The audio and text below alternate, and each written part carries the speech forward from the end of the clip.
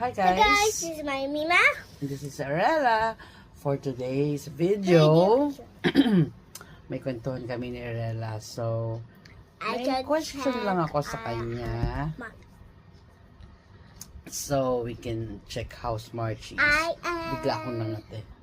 So, here's the question, Arella, ha?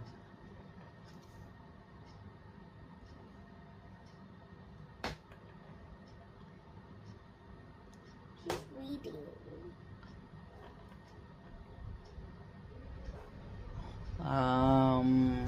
If you had a magic wand and could change one thing in this world, what would it be and why? I actually have two.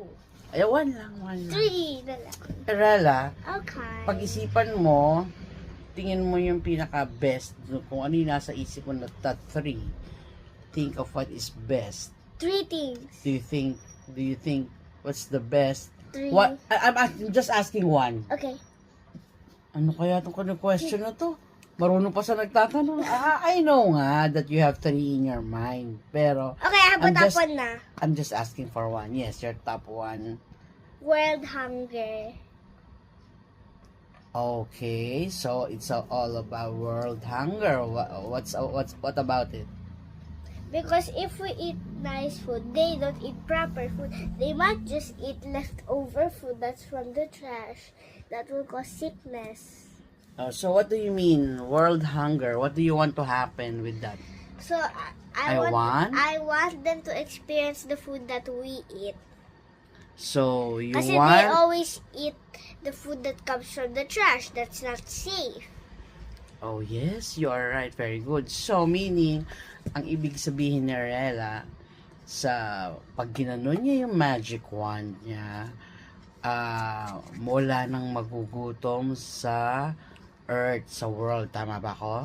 Yes. Yeah, sana Buong mo. world. Yeah. And the other one is to protect the ozone layer. I will give you something about it. Give me the camera.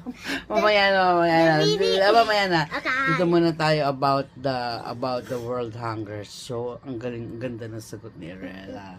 So, ayaw niya nang may makita siyang mga taong nagugutom. Tama ba ako? Yes. Okay. Sana nga matupad yan. Sana nga may magbigay kay Arella ng magic wand para, di ba, matupad yung wish niya. Well, that's very nice. Every birthday, I'll pray for that. Yeah, very good. You always pray for that. And it's almost my birthday, February 12. It's not yet almost.